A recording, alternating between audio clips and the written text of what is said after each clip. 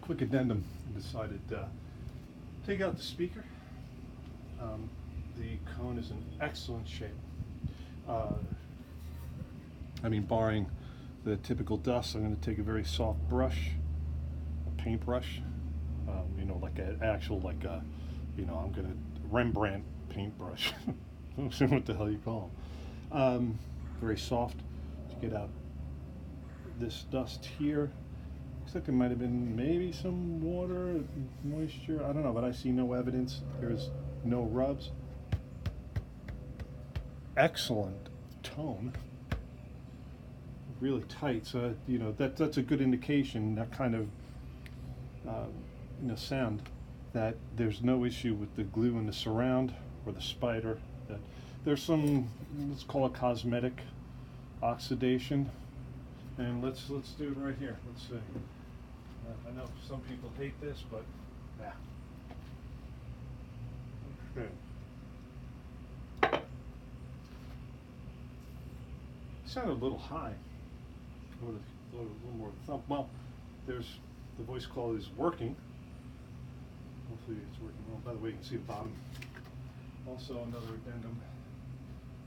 Check the reverb tank. So let me get this. Let me put the speaker elsewhere, out of harm's way. I think the C12Q is rated for 25 watts or so. So, you know, this amp can push that. And I've had some of these where these speakers are blown. I've seen that a lot in Ampeg, so the old Jensens. They underrated their speakers quite a bit.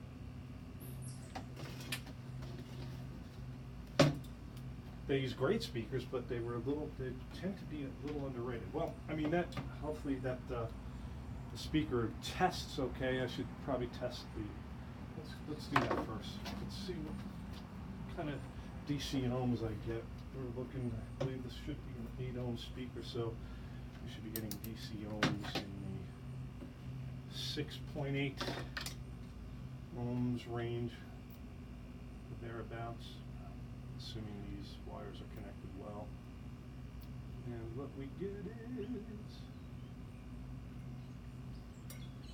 6.8. Okay. I guess if you do this long enough and often enough, you get an idea. I couldn't tell you why I thought 6.8. I mean, that's the typical thing, but maybe in all the Jensens I've taken out of these things, that's what it's been. So let's test those reverb. I don't recall what it should be. My gut tells me I should see about 180 ohms DC resistance in the inductors on both sides. It's not, it wouldn't be a big surprise if one was much higher, but we want to see something. It could be as low as only a few ohms. But I believe with these tube only driven, the correct impedance is somewhere around 180 to get the proper plate loading on that 6CG or FQ7 tube, whichever you prefer. All right, yep, untangle these, let's see. So what I'm going to try to do is I'm going to try to get one probe down into the arpeggiator and the other on the exit.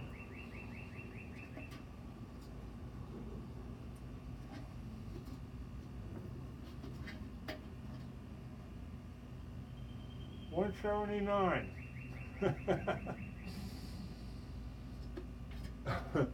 All right, 179.9. I'm sorry, it's not 180 like I said. The other thing, just to check, depending on how it's set up, the tanks can be grounded to the chassis of the tank. The negative on either side could be open or floating. Let's see what we get. I see rivets here, and it looks like metal behind them. Often what you'll see is rivets behind the RCAs with the phenolic or some sort of fiber board to insulate them. So I'm going to expect I'm going to get basically continuity to the negative side of the RCA jack to the actual frame of the reverb tank. Let's see. Yeah. And yeah, okay. Let's check. By the way, the first one was the output side.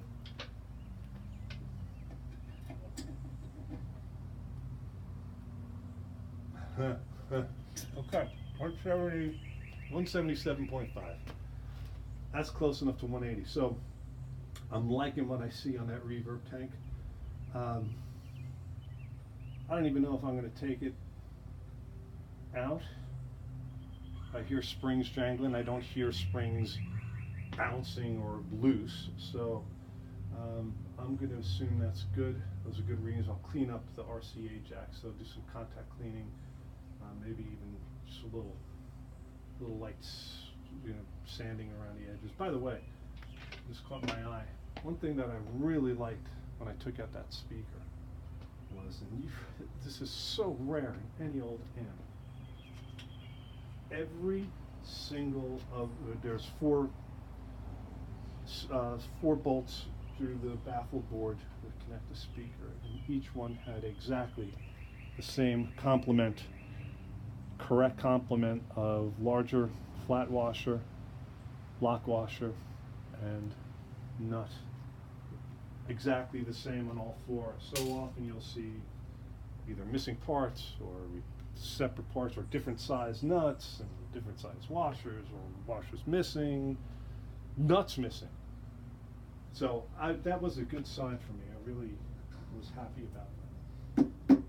And everything else looks good from where we were. Actually, from there you might be able to see see that metal shield that goes on top of the chassis. See how that is loose? What ends up happening a lot of times, pulling these chassis in and out, that will drop and get caught depending on the position you're in.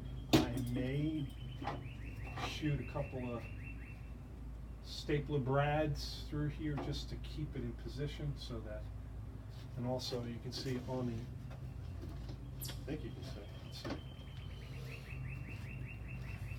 on these corners here, a lot of times the shield continues onto the corner.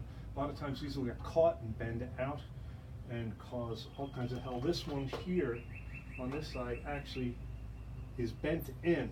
If that's actually the best scenario, if anything's going to be bent on these shields, because they'll catch on the chassis as it's going in and out. So that tells me a couple things. I don't think the chassis has been out much. I was incorrect saying that someone has been in there before. No one's been in that before. That's the original power cord. There's not a single solder joint touched. The only thing that was done to this amp is a few tube changes, which were the most awesome tube changes that you could have done.